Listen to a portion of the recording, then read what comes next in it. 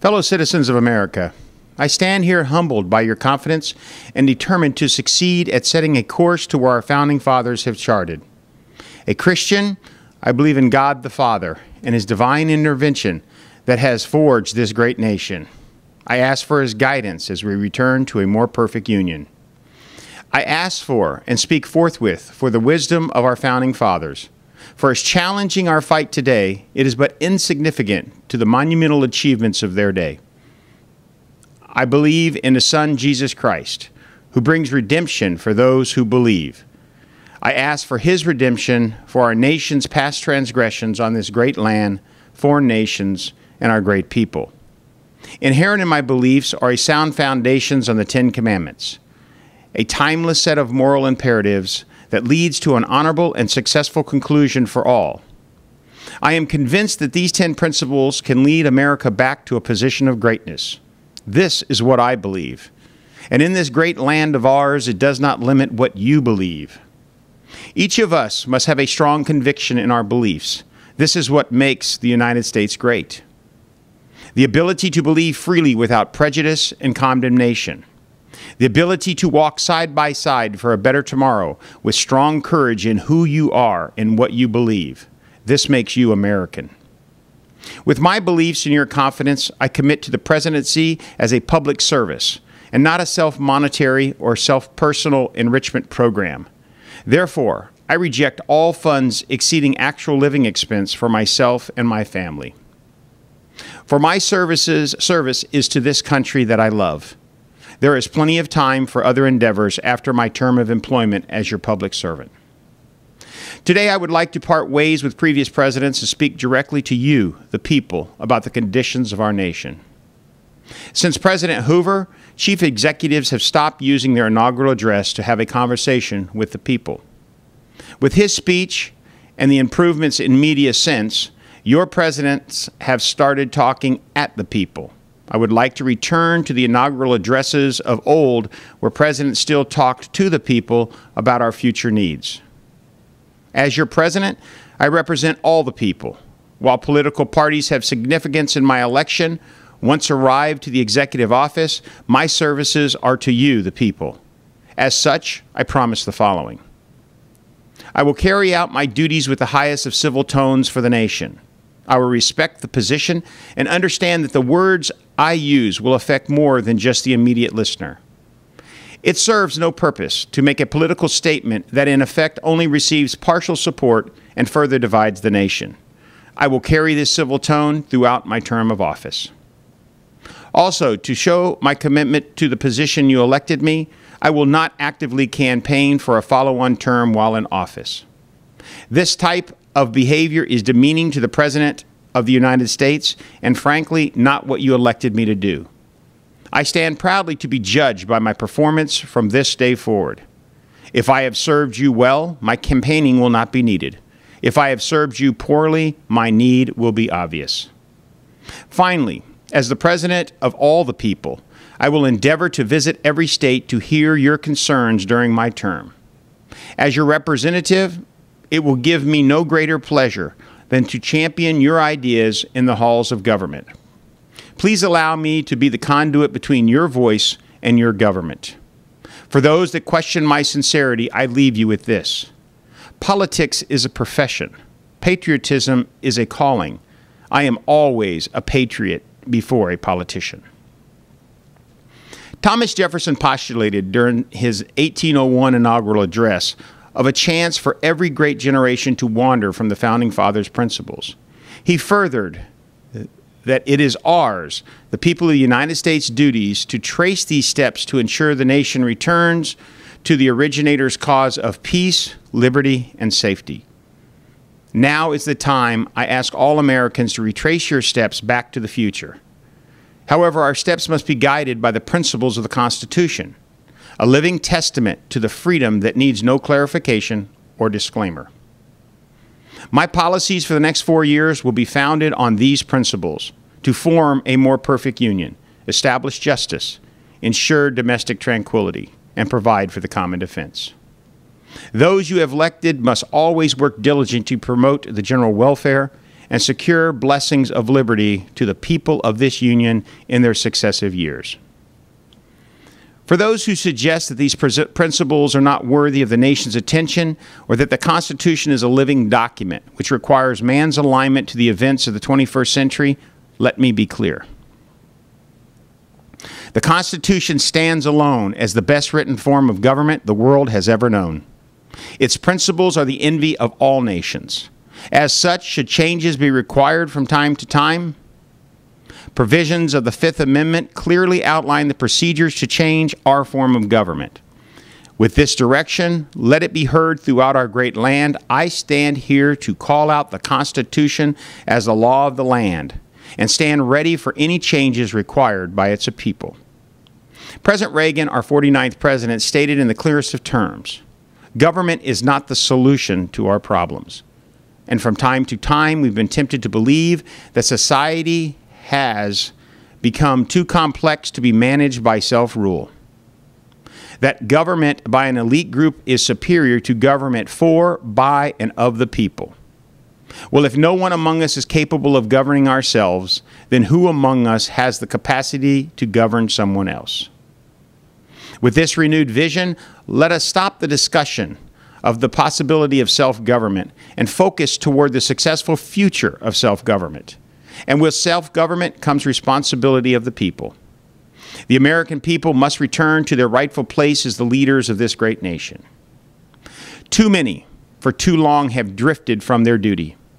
The people have placed the decisions in the hands of elected officials too many times. Your government needs you. They need to hear your voice loud and clear. You must shout your direction from the eastern seaboard, across the Midwestern plains. The echoes must be heard loud enough to be heard at the highest mountains of Colorado and sweep to the coast of California and beyond. Every state, every citizen must unify in a common theme. We, the people, are back. We, the people, will now take charge and lead the nation back to the land of promise. Once again, we, the people, will lead the United States to our rightful position of greatness. With this new direction, I am asking Congress to form a bipartisan patriotic immigration commission for the nation's better understanding of our government, its procedures, and the people's responsibility therein. This education commission is designed for all Americans and should better prepare our current and future citizens on the rights and responsibilities of being an American citizen. It is my fullest intent that this commission will announce to the world at large that the United States is the land of the proud, free citizen from all nations, all religions. A land of immigrants not ashamed to say they are American. Legal in every right bestowed upon them by their founding fathers.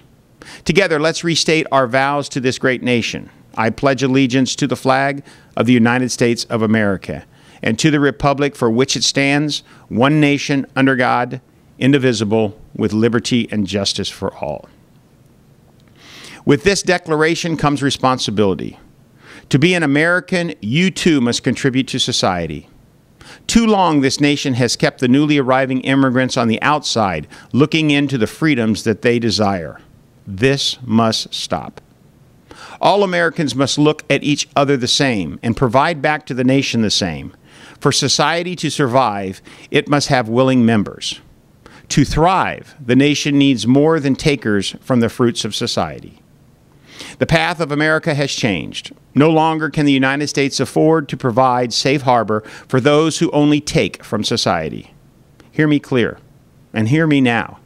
If this is you, one who takes from the soul of the country, you need to find another place for comfort.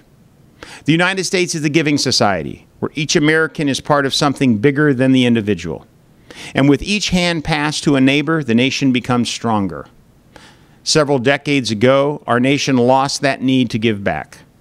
The people stopped looking to provide back to their community, their county, their state, and their nation. This must change. These are the retraced steps of which I speak. This must change in the inner cities. It must change in the rural communities. Our people must return to the land of giving, from individuals to the community, from the community to industry, from industry to government. They must ask themselves, what do I provide society? Our nation is hurting from the economic crisis that affects the world. It would be easy if I had a villain for the nation to accept, or for our current situation. I do not. Our situation comes from among us. In trusting too much in our government, we the people have asked more than it can deliver. And now the nation must give back to survive.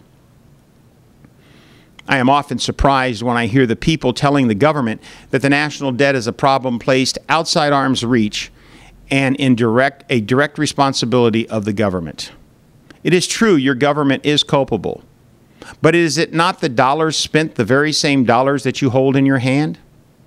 And are not the services provided the same services provided to the less fortunate individuals or community? Are these not the services that might be better placed in the private sector? No. The problems we see in our budget is one of an over-demand by the people for the goods and services the nation provides. If we are to survive, the people must stop taking and start giving back to the society that we love. This process does not exempt any member of society. It includes us all. Gone are the days of an ignorant populace without representation in Washington, D.C. For every citizen owes the country a vigilant watch and a close scrutiny of its public servants, and when required, a fair and justified assessment of their duties through the election process. You have always had the power, you but needed to use it. With this newfound vibrancy, the American people must not fall into the appeasement philosophy of those before. For we are a new nation of heroes. Your fight for our tomorrow is no different than those heroes who have fought on the front lines for freedom. Not unlike those military heroes, your successes will also ensure that the United States does not fall into the hands of despotism. Your battles will differ in name only. It would give me no greater pride than to be able to recognize those Americans who fought to reform entitlements, restructure government, and reduce the national debt. These are no smaller battles for the future of our nation. I will stand proud as your Commander-in-Chief when we defeat the systematic economic issues of the future. But be alert, for the task at hand is no small matter and will require much sacrifice and tenacity. Our government has grown into an all-consuming force. Today, politics and partisanship make it too difficult to correct the problems from within, and the voice of the people have grown too faint to effect change from the outside. The inaction does not hide the fact that action must be taken. As your president, it is my responsibility to act on behalf of the people when those systems and organizations cannot. Therefore, to start the campaign, I will effect a 10% mandatory reduction on all government functions. This action will be completed within the first year in office. Further, should a reduction not meet its obligation, just like a second assault, I will require an increased reduction to 15%. Long ago, we have sat idly by as the nation's spending has exceeded the budget. Not unlike your home finances, this cannot last long before harm is caused to the American family. In my paternal role as your president, I take full responsibility for this action. The nation will be better for the steps in reduction. Your support in this battle will only hasten the victory. Another area that needs considerable attention if we are to succeed in this economic struggle is the taxation of our citizens. The disposition of taxes in this country has come to a crossroads. When the nation's tax code embraces over 16,000 pages and less than half of the citizens have bought into the system, the nation and the people have a problem. We, the people, must stop pushing the issue until the next administration. The effects are hurting your children and your children's children. How long can a nation survive when less than 50% of the society is funding the services for the entire society? My instincts tells me that now is the time to act. I do not guarantee that which is not within my authority. However, I will promise to you, the public, that I will make this a top priority of my term. We must seriously and judiciously change our tax system. I ask the people to get involved and tell your legislator your demands, and let's together move forward so that all can fairly support the society from which we draw our very existence. This brings me to the civility within our borders. Many presidents have called for calm with little success. The calm we seek is in the justice of our citizens. With justice comes a tranquil feeling among the masses. I only ask that your actions on behalf of your neighbors provides the justice to ensure calm. I believe in the American spirit and know that your actions will shine bright for the world to see and follow. However, one must remember, justice is not a set of guarantees for the less fortunate. Justice applies to the entire spectrum of society. The federal government should not be in the business of legislating between causes. We must always and only provide for the fair and just playing field for competition. We have lost the Founding Fathers' dream of a society where greatness is achieved through hard work and dedication, where citizens are given the environment to excel to whatever level they choose to excel. You must work hard to get this dream back. Your government will never be able to match the desires and ambition in the American heart. Government can only impede its progress. With this dream of achievement comes the realization of attainment.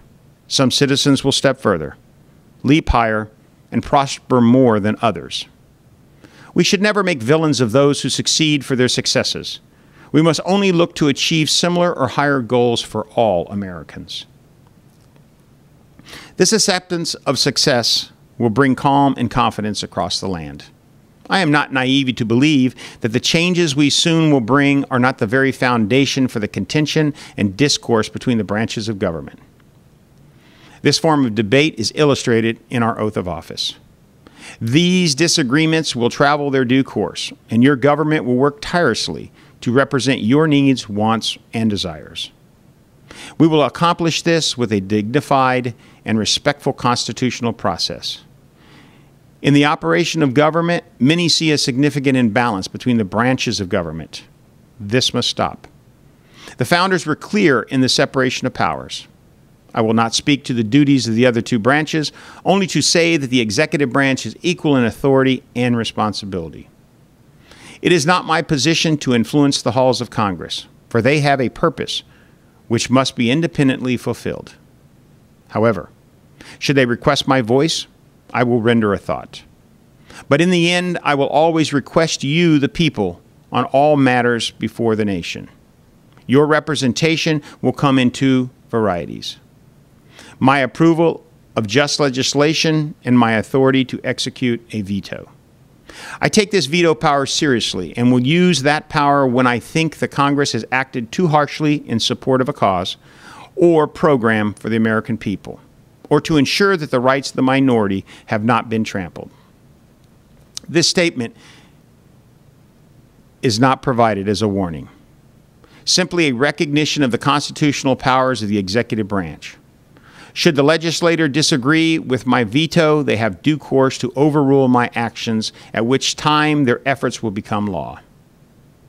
This is the way of the Constitution and should be the way of your government. As a working party, I felt it important to inform you of what might lay ahead for your efforts. Do not become discouraged. Let us return to the civil and proper method to represent the people.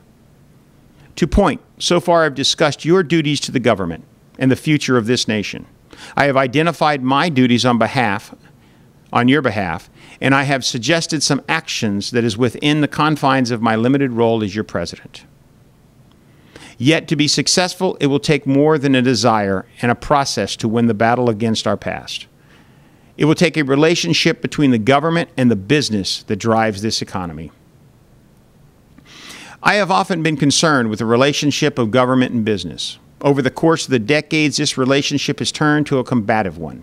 This must change if the United States is to have a chance at success. The government was founded on the principle that government was to assist industry at achieving their best for the good of the nation. Over the years, we have turned our backs on private enterprise. Within the very recent past, we have reduced private industry to nothing more than a competitor with the government in the goods and services industry. When the government is in direct competition with industry, the nation suffers. The engines that drive the economy become timid, and does not provide the forces required for recovery. I will work hard to change this relationship. Do not be concerned that my openness is a sign of weakness. It is not. I understand the proper mechanism of a business providing a service to the nation, and can distinguish between that and a business that is providing a service to itself. If the private industry deems it necessary to effect the good order and discipline of the citizens, your government will be there to effect a change. However, until that time, your government must support industry to better support the nation. I would like now to turn your attention to 3 areas within the government that need your attention if the nation is to succeed. Your direct involvement in the decision-making process will ensure a brighter tomorrow for the next generation. The discussion of internal infrastructure projects for the nation has long been in contention in Washington. Many presidents have made internal improvements and special interest projects a central focus for their administration. I, too, will centralize my actions during this term on internal improvements and special interest projects. I hope this will clarify my position on the subject. If either of these funding issues do not support the common defense or general welfare of the nation, I will strongly reject the project within the limits of my power. Your government must step away from the quid pro quo relationship with industry. The people must instruct your representatives that these type of funding projects are not in the best interest of the nation and have significant negative impacts on the budget. Additionally, if these common defense and general welfare projects do not support a majority of the nation, it should be handled at the state level. This brings me to the issue of federal and state powers. Clearly, the federal government over the years has on occasion encroached on the rights of the states. However, just like the people, the state has allowed dependency issues to affect their sovereignty. Too many times they have taken programs that support increased federal dollars. These transactions have hurt the economic conditions of these states. Sadly, the federal government has not been blameless in these transactions. Currently, over 50% of our states have budget deficits that need their attention. These deficit conditions are not only detrimental to the state, but also affect the well-being of the nation. The federal government stands ready to assist within the confines of the Constitution and the good of the nation. This only makes good business sense. However, it is imperative that the states understand that it is the intent of the federal government to stay out of their affairs and to allow the states to handle their own budget for the fear of favoritism of one state over another. This leads me to my final area within the government that needs immediate attention if the nation is to have a chance to correct the indecisions of the past: entitlements. I have read history, and I understand the political fallout of even mentioning this topic on the first day on the job. But we must seriously look at what controls your future if we are to save the nation. Without a coordinated effort on entitlements, all the previous actions will have been in vain. The politicians have talked around the issue for too long, to where now entitlements are going to affect your children if we, the people, do not address the issue. I need your help to solve this most important of issues. I understand the severity of the situation and also see the complexity of inaction. But you must decide what is important to you: the survival of the economy and our way of life, or the benefits you are expecting to receive. The United States has many categories of citizens: those that are in need of assistance, those that see an avenue for assistance, and those that expect assistance. These group of citizens need to be separated and placed into realistic categories so that we can streamline the process of Social Security, Medicare, and Medicaid. I cannot believe that we do not have the technology to solve this issue. Currently, these programs consume over 50% of our budget, with revenue to support them ending within the next 20 years. The people must act now if the nation is to maintain a balanced budget. Everyone must give if we are to survive. For those Americans that have the means to provide these benefits for themselves, they must make the sacrifice and replace the demand signal with a supply signal for those less fortunate. Businesses need to better support their employees with entitlement packages that assist those in need. This crisis is of immediate concern. We must act now to allow the time to put legislation in place. We need your support. The question is not how much less a citizen might receive in the coming years under the current plan. The question is if the benefits will be available. I see this as a no program or a better program scenario. The Constitution was founded on generational changes. With each generation came a new set of opinions and directions for the nation. The government's purpose was to adjust to these generational changes. For the most part, your legislator has done a good job at accomplishing this challenge. However, there are times when the decisions made in a previous administration requires an immediate change that might not appear to support the generational concept. Healthcare is one of those issues. I stand firm in my belief that the prior administration worked hard in the best interest of the nation when they passed the healthcare legislation. However, in my opinion, they overstepped their bounds in the enactment of the law.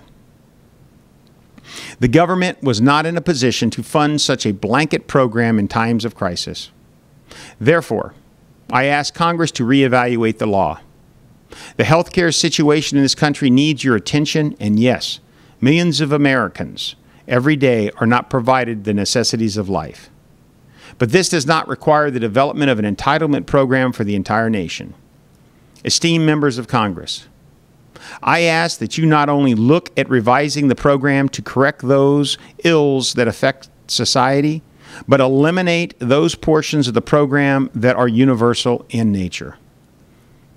Your conscious action will allow the nation to return to a more free and independent society where self-worth is a premium and not healthcare. I will look favorably to any legislation that supports those metrics. The United States cannot be a nation of the future without a strong and effective foreign policy. The United States must once again look to be the leader of the free world. However, this position entails some responsibility. We must stop looking for consensus to act on the world stage. We are and have always been a sovereign nation and must return to acting like one. When military actions in foreign nations occur, we must have the conviction of our own actions. No longer can we wait until other nations support the endeavor. Their support does not validate the purpose of the endeavor, and our hesitation only weakens the resolve of other nations. The United States must act autonomously. As a single actor, we must always choose our actions carefully. Our actions must always be in response to direct attacks on America and its citizens. Our quick and decisive retaliation must be final. We must leave no nation to question our resolve. Upon completion of our mission, we must retire swiftly and leave as small a footprint as humanly possible. Conflicts are the curse of the world and should only be entered into as a last resort to failed negotiations or belligerent direct attacks. No longer should the United States involve the lives of Americans for national interest abroad. As the United States should be sovereign, so should other nations of the world maintain their sovereignty. This is not so much a change in our current policy as it is a clarification to our intent. We seek peace in all measures. We offer humanitarian support for those in need. The United States remains the largest contributor to those needs around the world. Our country must be based on something, and that something must be faith. The understanding that man has the right and ability to rule themselves and that the United States is a caring and giving nation. We must stop determining what is best for the world. Ours is not to judge others, but to help. We have always been a nation for charity. We have always lent a hand when the nations of the world have asked for one. Now is not the time to stop involving ourselves in foreign endeavors. However, our entangling alliances have put us in a position where charity cannot overcome the damages of broken promises or failed diplomacy. Just as it is our right to remain free, it is the other nations of the world's right to live as they see fit. Some may ask, but what about the killing? They will be judged. Ours is to assist the understanding of how individuals in the same world should treat their neighbors. A renewed patriotism allows me to return our nation to the policy of neutrality, rejecting any shares of foreign broils and ambitions upon other continents and repelling their intrusions here. as was the policy of Monroe, Washington, and Jefferson.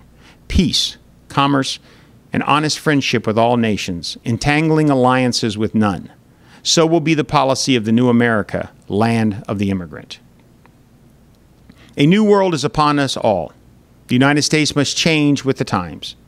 Today, as your Commander-in-Chief, I will direct the Secretary of Defense to reorganize our military to compete within the new horizon. We must leave behind the days where soldiers are also expected to be builders of civilizations. We must continue to maintain our common defense forces as the best in the world. We must be ready to act in every arena, to fight, and to protect all Americans. No longer can they build one moment and destroy the next. This image has sent the world a mixed signal. Therefore, in my term, I will authorize the building of a separate and distinct humanitarian force to assist in all reaches of the globe. Further, I will rebuild the military to a smaller, more effective defensive force, consistent with the technology of tomorrow. The United States will maintain the best equipped, trained, and professional fighting force in the world. This force will be used in retaliation for attacks. This change in policy will be broadcast to the world. However, for now, let our enemies hear me clearly, that the United States will protect its people and property from all enemies, foreign and domestic. On the world stage, the United States has always been the shining light that other nations have emulated. Today, our alliances and entanglements threaten to tarnish that image. We need to return to this peaceful, altruistic nature on the world stage.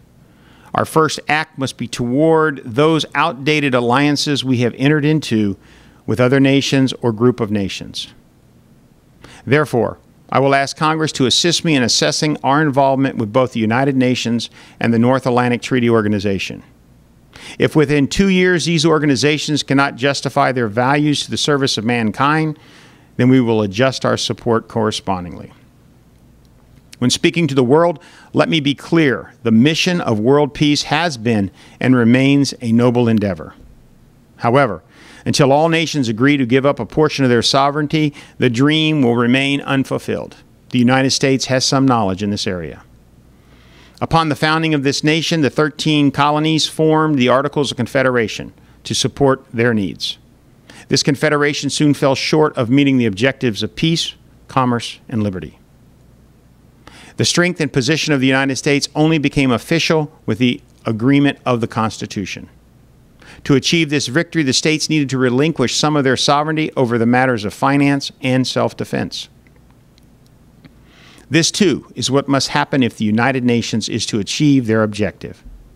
Until all nations among the United Nations accept this change, the organization will little achieve its objectives. The United States stands ready to effect world peace. However, to remain in a failed organization does not achieve that objective. This brings me to an issue that is the death of free society: terrorism. Fear will break societies into their basic needs of survival. When fear arises, no amount of government can contain the human instinct for self-survival. The world needs to recognize the negative effect of the act of terrorism and act with an increased unified vigilance. All nations must work together to stamp out the very act of terror. It is clear that the world cannot continue to live in a constant state of terror, and the world leaders know this. All leaders understand the damage that constant fear can cause a world of nations. Often, the smallest acts will result in spontaneous reactions with catastrophic results. Once started, the human spirit will see little end. When fear is injected into one's home and daily life, the human factor must take over. No form of government safeguard can defend against the need for self-protection in each of us. To stop this, our respective governments must curtail the continued act of violence. No nation will deny that with continued acts, the world is on the brink of collapse if allowed to continue. The United States stands ready to host a world conference on terror with a single charter to eliminate terrorism. The challenges at home and abroad are on a magnitude consistent with any in the history of mankind. America is ready for the challenges. With your help and direction, the dream of self-government will not die. The United States will return to the land of promise. Our society will once again lead as a shining light on the hill for others to emulate. The United States can return to the land of promise.